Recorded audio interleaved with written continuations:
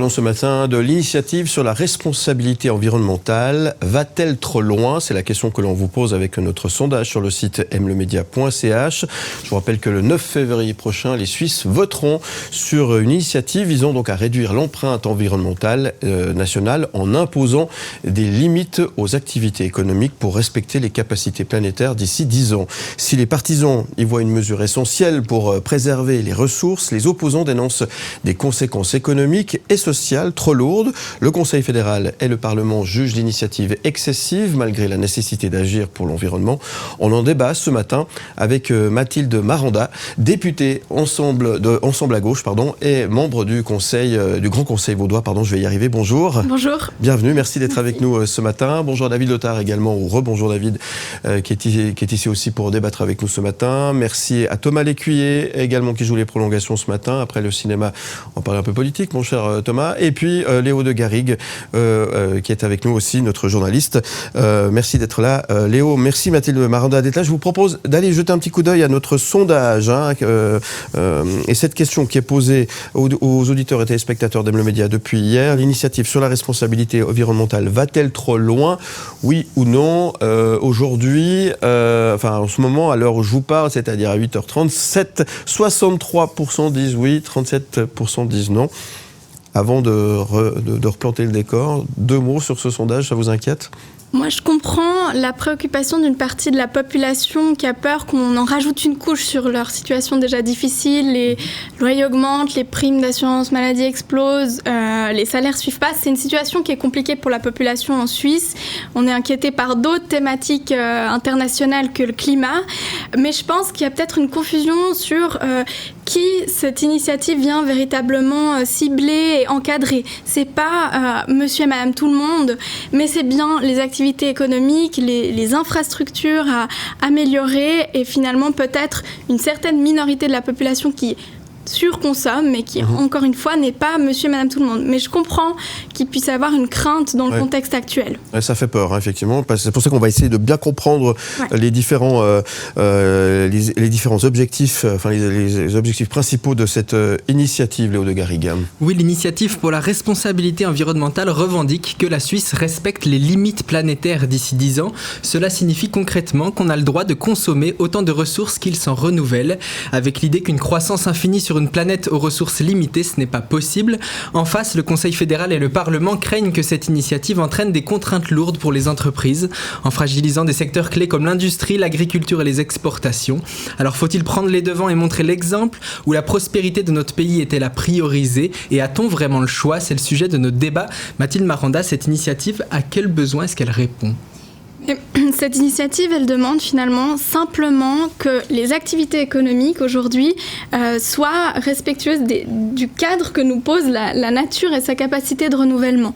Elle demande simplement à ce que les limites planétaires soient respectées et que la capacité de renouvellement de la nature soit posée comme une base et un cadre de l'économie. Elle ne vise pas à limiter qui que ce soit, mais plutôt justement à permettre au long terme à tout le monde d'assurer une vie décente où on peut se loger, se nourrir, profiter sans finalement menacer nos conditions de vie à plus long terme. Pour moi, il n'y a pas d'opposition entre prospérité et respect des limites planétaires parce qu'on ne peut pas assurer la prospérité sans finalement avoir une planète qui est soutenable finalement.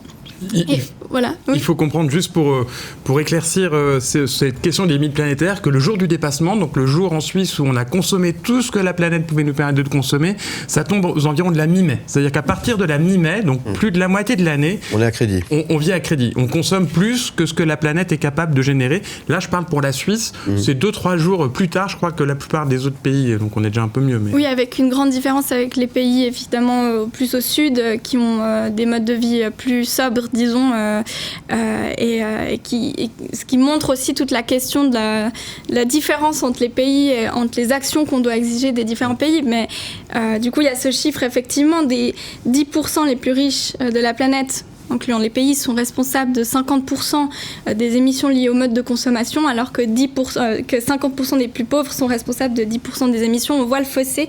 Et c'est pour ça qu'en Suisse, on a une plus grande responsabilité, mais qui est, encore une fois, qui vise nos secteurs économiques, les infrastructures, et non pas à venir taper sur le mode de consommation de monsieur et madame tout le monde. Ça doit changer au niveau structurel, en fait.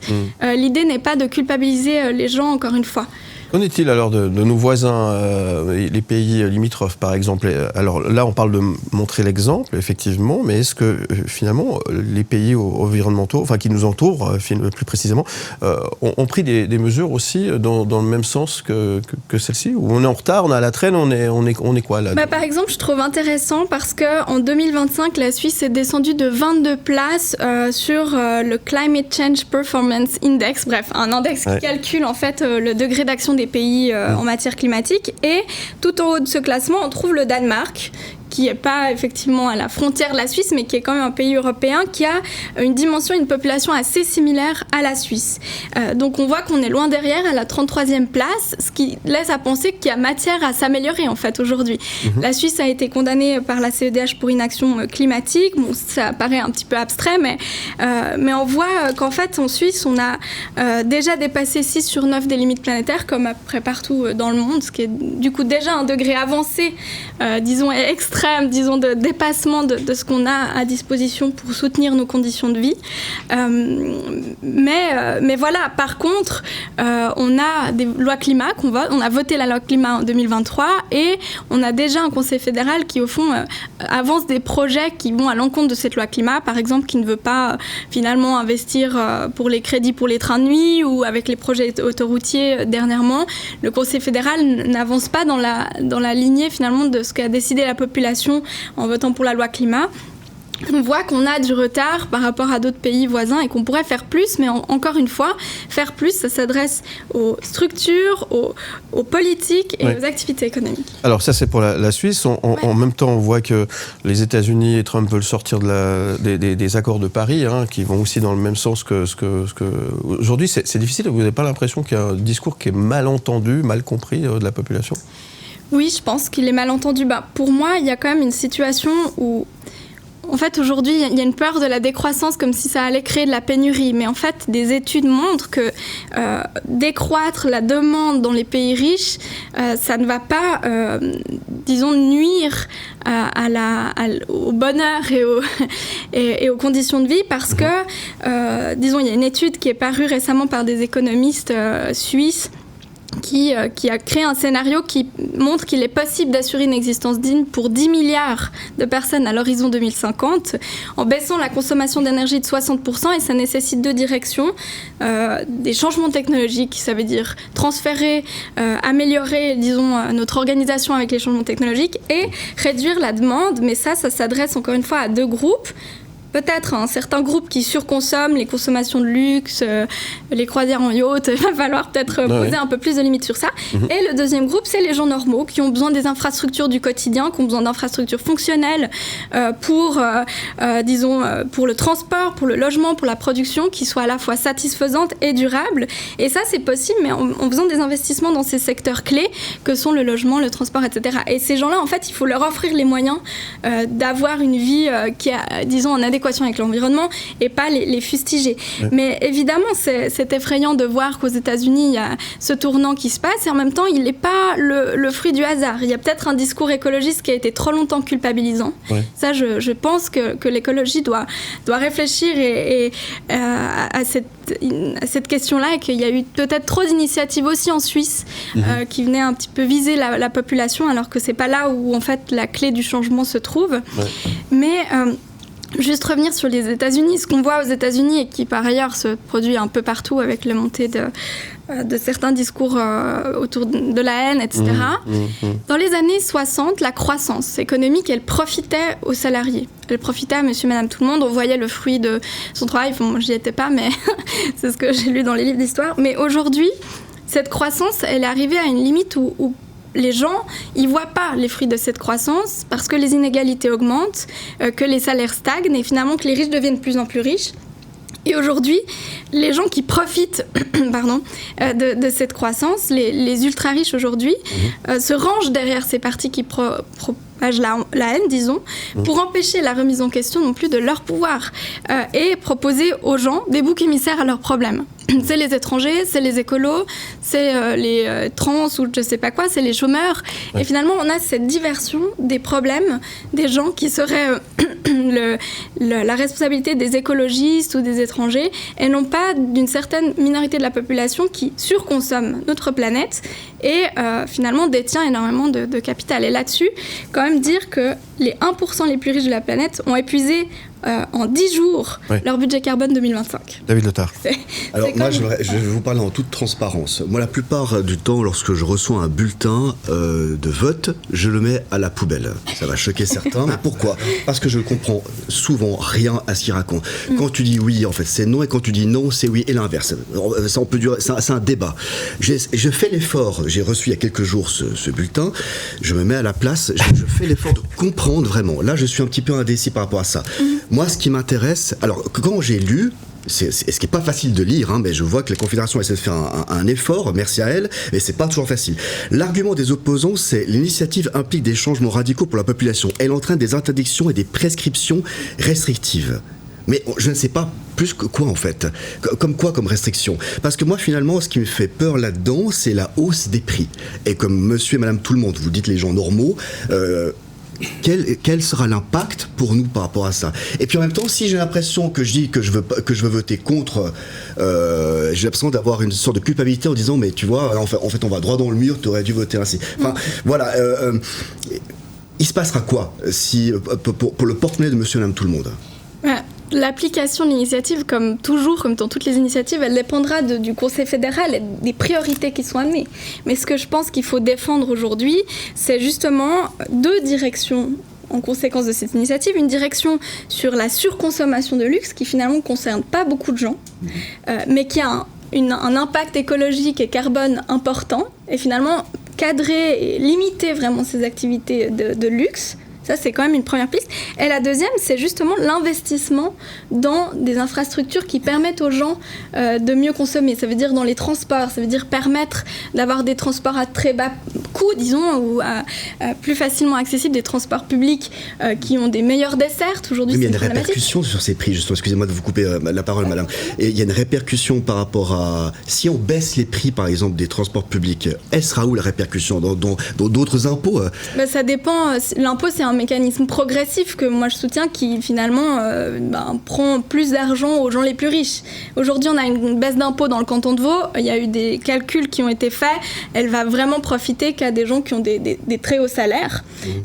Très bien, ça a été décidé pour l'instant, ça va peut-être passer en initiative, on va voir ce que la population décide, mais l'impôt finalement c'est un mécanisme de redistribution pour investir dans des secteurs publics de qualité tels que la santé, les transports, le logement, etc. Après, aujourd'hui, on a quand même une situation du logement qui est aussi qui pèse lourd sur le budget des gens. En fait, les loyers, sont de plus en plus chers et pourtant, on sait que... C'est un bras. Oui, c'est un bras, ouais. C'est difficile de boucler les fins de mois, mais on sait que les propriétaires, sur les 10 dernières années, ont fait beaucoup de marge. En fait, je ne sais plus combien de millions de marges en Suisse, il y avait un sondage qui était sorti. Et c'est là qu'est l'injustice, c'est qu'on a aussi des marges qui sont effectuées sur le dos des gens. Donc en fait, si on équilibrait un petit peu tout ça, il n'y aurait plus une peur pour la population de ne pas boucler ses fins de mois. Il faut arrêter, à mon avis, de poser fin du monde et fin du mois parce que c'est un même combat. C'est ça. On va continuer de débattre dans un instant. Mathilde Maranda, merci. Je rappelle que vous êtes député Ensemble à gauche et membre du Grand Conseil vaudois.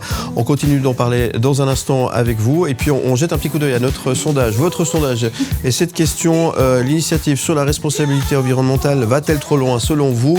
Ça bouge un petit peu. 57% vous dites oui, 43% vous dites non. Continuez à donner votre avis. Vous pouvez réagir également via notre numéro WhatsApp à votre disposition 079 121 9000 par message écrit ou message vocaux. On se retrouve dans un instant juste après la pause avec notre invité et toute l'équipe de NE Média. Tout de suite sur M.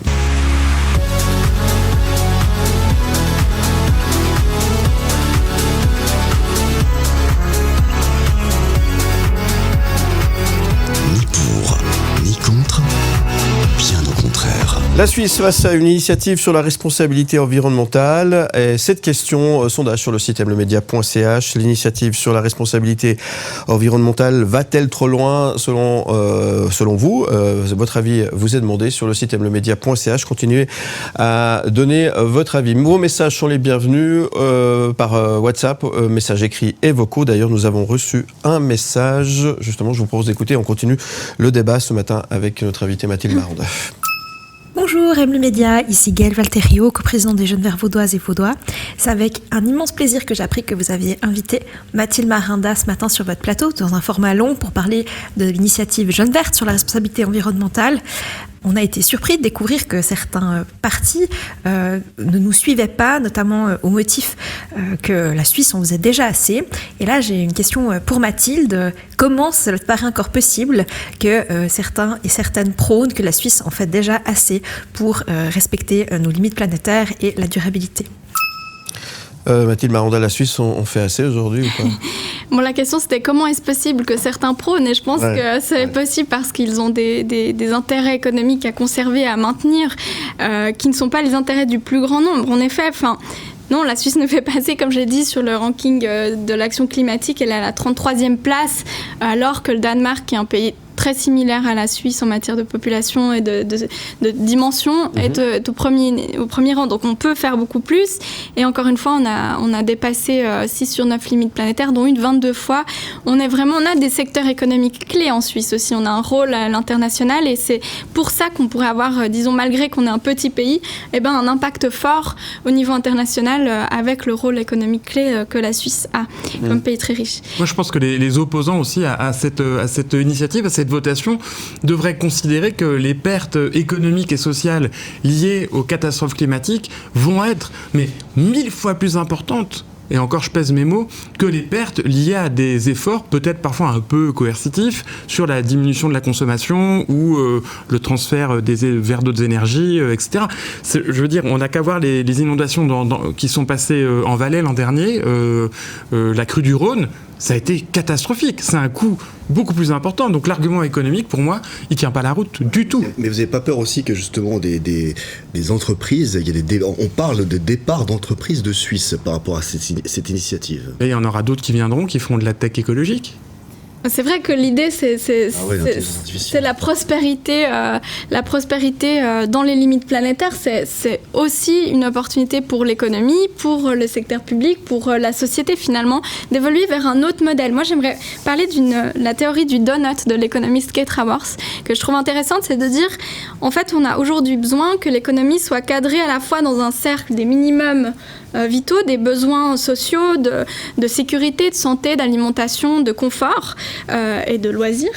Et on a besoin d'avoir un cercle plus grand qui cadre tout ça, qui sont les limites planétaires. Et puis aujourd'hui, il y a une disparité entre les pays, ceux qui sont en dessous des minimums vitaux et puis ceux qui explosent le donut. Et c'est un horizon économique qui est prospère et qui sera aussi une prospérité pour les entreprises. Mais encore une fois, pour rebondir sur ce que M. Lécuyer a dit, en fait, effectivement, les assureurs aujourd'hui ont peur du réchauffement climatique parce qu'ils savent que ça va occasionner des coûts très importants. On a eu effectivement les catastrophes en Valais, à la Chaux-de-Fonds, les éboulements et les inondations. Il y a des personnes qui ont dû être relogées. Et ça, c'est aussi l'État qui doit prendre en charge. Donc, c'est aussi finalement nos impôts et c'est le contribuable. Il y a finalement des risques économiques beaucoup plus importants. Le coût de l'inaction sera beaucoup plus important que celui d'investir aujourd'hui pour assurer quelque chose de stable demain. En fait, c'est assurer la stabilité de demain. Et aujourd'hui, on sait qu'un réchauffement de 2 degrés de plus que l'époque pré-industrielle, il va provoquer des migrations massives. Qu'est-ce qu'on va faire avec toutes ces personnes? Il va falloir aussi les loger, comment on va s'en sortir, et des pertes d'activité économique de centaines de milliards et des risques de dégâts, en effet, qui coûtent aussi des milliards. Et le fait que les assureurs aujourd'hui manifestent leur peur de cette situation montre bien que ce sera en effet des coûts pharaoniques qu'on va devoir supporter dans quelques années si on ne prend pas le virage aujourd'hui. Donc effectivement, cette question des coûts, elle se répercutera juste demain. On comprend bien l'urgence, mais le Conseil fédéral et le Parlement considèrent cette initiative aujourd'hui trop ambitieuse. Qu'est-ce que vous répondez à ça par rapport à... Parce que là, visiblement, ça a l'air mal barré. Justement, je ne vois pas très bien l'alternative aujourd'hui. Oui, il n'y en a pas en fait d'alternative. C'est-à-dire la Suisse a signé, a ratifié les accords de Paris, qui imposent de maintenir finalement le réchauffement à 1,5 degré par rapport à l'époque pré-industrielle, qui impose une limite de zéro carbone 2050. Ça a été ratifié par de nombreux pays qui ne sont pas des hurluberlus utopistes, en fait. C'était une ratification qui a été faite parce que ça paraît la piste la plus rationnelle pour simplement assurer notre futur et celui de nos enfants. Et donc, aujourd'hui, il s'agit, avec cette initiative, de respecter simplement ces accords de Paris. Elle simplement stipule de maintenir l'économie et les activités économiques, maintenir l'économie libérale dans un cadre qui est celui des limites posées par l'environnement, que si on dépasse, eh bien, on sait que ça génère des catastrophes qui vont être de plus en plus douloureuses et coûter de plus en plus cher. Donc moi, je ne comprends pas tout à fait l'alternative de respecter ces objectifs qui simplement permettent d'assurer les conditions de vie demain. Je ne vois pas très bien l'alternative, finalement. Peut-être que le Conseil fédéral et Berne a une vision court-termiste et un peu électoraliste. La question, on pourra poser la question à Pascal Broulis la semaine prochaine. On va poser la question à Pascal Broulis, effectivement, avec plaisir. Est-ce que vous avez vraiment l'impression que le message est bien compris chez monsieur, madame, tout le monde? Aujourd'hui, on a souvent parlé de monsieur, madame, tout le monde au début de ce débat. Est-ce que vous pensez que ce que vous défendez, pour les bonnes raisons, est-ce qu'il est bien compris aujourd'hui? On a l'impression que cette votation du 9 février, c'est un peu un flou artistique pour beaucoup de gens. Est-ce que là, il n'y a pas un problème? Je pense qu'il y a un effort à faire pour faire comprendre aux gens que c'est pas eux qui vont, aujourd'hui subir cette initiative, mais que de manière générale, l'écologie, elle a comme ambition de changer le fonctionnement de la société au niveau des infrastructures et des technologies et des activités économiques, et que c'est par là qu'on veut une action importante. Après, il y a différentes visions de l'écologie. Par exemple, nous, avec Ensemble à gauche, on est vraiment favorable à des mesures qui permettent à la population de vivre durablement sans que ça leur répercute les coûts dessus. On a proposé de subventionner des paniers de légumes locaux dans différentes villes du canton de Vaud, à Yverdon, à Lausanne, pour que des personnes qui n'ont pas forcément non plus les moyens justement de s'acheter des légumes bio de la ferme d'à côté, puissent accéder à cette qualité d'alimentation qui est aussi, positive pour la santé et qui est positif pour l'environnement et qui défend, des agriculteurs locaux. Donc c'est un panier gagnant. Et puis on défend des transports publics à moindre coût, on défend des logements durables et abordables, on défend différentes mesures pour que ce soit pas monsieur et madame tout le monde qui paye, mais qu'on permette par l'action politique à tout le monde de vivre cette vie en accord avec l'environnement sans que ça demande à ces gens de payer en fait de leur poche. Mais ouais, j'ai envie de vous croire par rapport à ça, mais j'ai quand même le sentiment de me dire qu'on va quand même payer quelque chose là-dedans. Vous voyez, j'arrive pas. Mais ça dépend de comment le politique fait le monsieur, ses tout le choix. monde va quand même payer plus. En fait, moi, je peux pas payer plus. C'est fini là, c'est bon. Moi non plus. Ça suffit que c'est bon, quoi. C'est juste pas possible. À un moment donné, il y a un ras-le-bol. Donc c'est pour ça que oui, l'écologie, oui, il y a des préoccupations, mais surtout les préoccupations du porte-monnaie à la fin du mois. Moi, je me bats là-dessus à chaque fois. Je suis d'accord, mais enfin, on a encore des enquêtes qui montrent que les personnes qui gagnent énormément ont une empreinte carbone beaucoup plus importante. Ouais. C'est aussi eux qui vont devoir peut-être faire plus d'efforts. Les gens qui surconsomment, c'est pas augmentez-moi. Alors augmentez-moi, les médias, s'il vous plaît. Augmentez-moi. Merci Mathilde Maranda. Bon, je vous propose de jeter un petit coup d'œil. Le temps passe, désolé, passe vraiment très très vite. On jette une dernière fois un petit coup d'œil à notre sondage et à cette question que l'on vous posait aujourd'hui. L'initiative sur la responsabilité environnementale va-t-elle trop loin? Est-ce que ça a bougé un petit peu? Aïe aïe aïe. Oui, selon vos dires, selon vos réactions en tous les cas sur cette question, 62% vous dites oui, 38% vous dites non. Mathilde Maranda, apparemment, ce que je disais tout à l'heure, il y a peut-être du boulot à faire au niveau de la communication. Hein. Peut-être que, effectivement, le message passe pas très très bien. Dernier tour de table. On a 2 minutes pour terminer cette émission. Mathilde Maranda, c'est à vous qu'appartient le mot de la fin. Le temps passe très vite, hein. On pourrait en parler encore pendant des heures. Vous avez envie de dire peut-être pour terminer, à part d'inviter la population d'aller voter le 9 février prochain. En effet, rappeler que notre maison brûle depuis 5 décennies déjà, mais que c'est une affaire de quelques pyromanes seulement qui, depuis leur tour de rue, s'amusent à déclencher des brasiers et que cette initiative, elle vise pas monsieur et madame tout le monde, mais bien ces quelques pyromanes. Elle vise une qualité de vie croissante, l'augmentation d'une qualité de vie à long terme, au niveau des aliments sains, au niveau dans l'environnement propre, des emplois qui font sens et qui nous rendent heureux. C'est une initiative qui veut accroître la qualité de vie de toutes et tous. Bien, votre message est bien passé. Merci beaucoup Mathilde Maranda d'être venue ce matin. Je rappelle que vous êtes députée Ensemble à gauche et membre du Grand Conseil vaudois. David Letard, le mot de la fin pour ce sujet aujourd'hui. Il faut que je médite. Pour pas le mettre à la poubelle. J'ai pas envie de le mettre à la poubelle, mais je vous jure. Hein. Mais c'est très bien. Vous avez montré l'exemple, allez voter. C'est très bien. De vraiment faire bien et de méditer là-dessus. Donc je sais pas encore. Ouais. Bien, merci David Letard. Thomas Lécuyer. Moi j'entends les inquiétudes de David, mais je pense qu'il faut vraiment agir et qu'en plus de ça, la Suisse pourrait devenir aussi un exemple pour les pays, pas assez pour les pays autour, et ce serait un signal très fort si cette votation passait.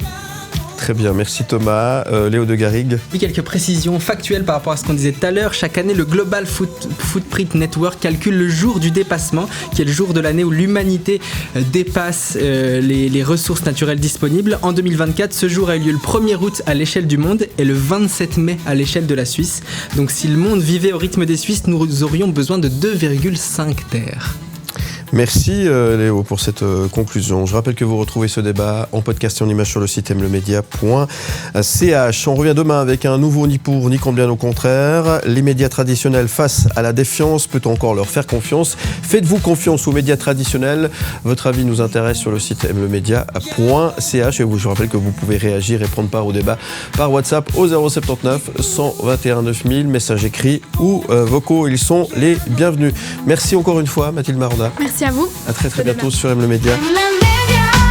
Où tu veux.